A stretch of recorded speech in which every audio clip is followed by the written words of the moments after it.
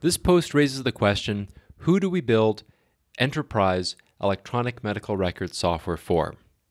If it is ultimately for the patient, perhaps we need to move more influence downstream towards the patient and those that care for them. Now, some software projects, such as in open source projects, there's already a close alignment between the project contributors and the users. For instance, the software developer who contributes to an open source project often is the exact same one who benefits from using the software. And so here there's a very clear incentive to contribute because you make the tools that you use yourself better.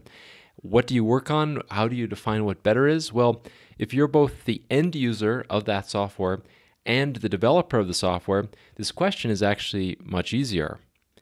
But in most software, there is a gap between the developer and the user. And this gap is perhaps the most acute in something such as an electronic healthcare record.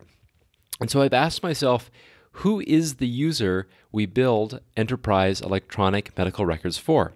And the answer is actually a bit complex. First, the medical record is primarily built for the patient. Sometimes we forget that the only reason the whole healthcare industry exists is to help patients. Second, in today's healthcare structure, patients need to see a care provider, and then that care provider interacts with the medical record tool. Now, third, other members of the healthcare organization benefit from the information stored within the medical record, such as managers, and they ideally help use this information to make sure that the system is providing patients with optimal care.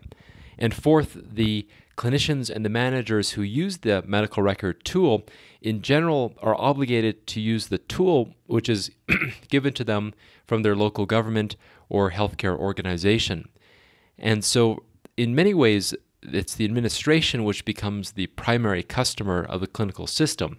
As you can see, the end user and the developer in this case are very much not the same person.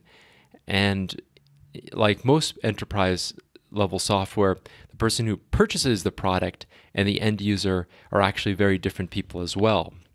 Now, in most enterprise software, it seems that there's an incentive to sell to the top because that's the thought where the cash is held. It's an incentive to sell up to the administration. And we've seen in the West the effects of this on clinical medical record software.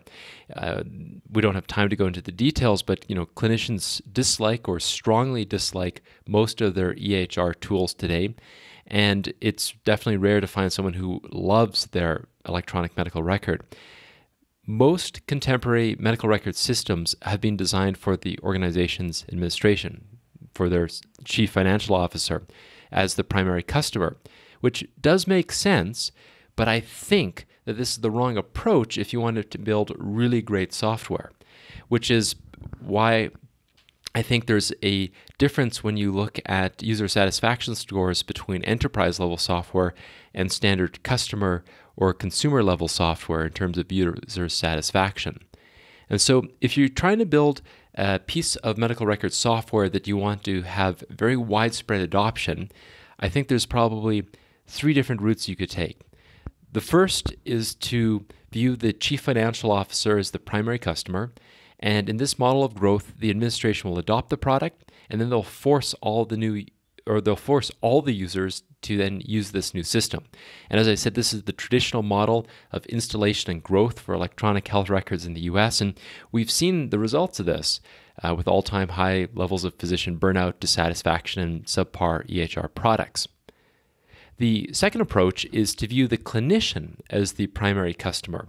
In this model of growth, the tool is optimized to the clinician's needs, and clinicians within an organization will start to ask for and demand that they're given the same great EHR tool that they may see their colleagues using down the street at neighboring health institutions.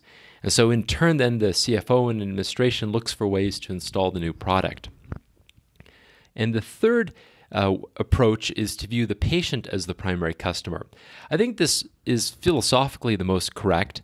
The information contained in the record is entirely theirs, and its purpose is to serve their health. But in producing an enterprise-level electronic healthcare record tool, there might be even the potential for name brand recognition.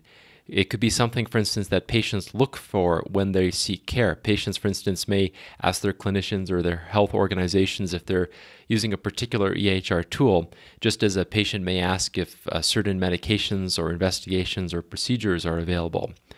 And I think that companies such as Apple or IBM or Salesforce, Amazon, Microsoft, Google, they're all probably working on ways to produce medical record tools directly for patient use. But I do want to point out that this is different than producing an enterprise-level software for clinician use. I think in the case of the large tech firms, perhaps their current strategy may be to first secure patient data with patient-facing applications, and then to move more into enterprise clinical tools. And I suspect in the long run that approach will actually probably work. But I guess the question then would be, what's the best route forward today? I think the American experience has proven that viewing the administration as the primary customer of an electronic healthcare record is an effective way to sell a product, but an ineffective way to develop a product that clinicians love to use. I think that building an enterprise product around patient brand name recognition is an interesting idea, but I definitely don't think that I see this as a first step. And I am, though, quite interested in the growth potential of building an electronic healthcare record specifically targeted at really delighting clinicians to the point that they demand and request that their organization adopts it. And so, maybe to conclude, I think when people ask who is the customer, the obvious answer would be the one with the means and the ability to pay is the customer, which is why, as I've said, in enterprise software, it's often sold to a hospital's chief financial officer or the administration. And I understand that. But I think, in healthcare, financing is very complicated. The true customer at the end of the day is the patient. And we wrap the patient in layers of care providers, healthcare organizations, and governments. And ultimately, these are there to serve the patient.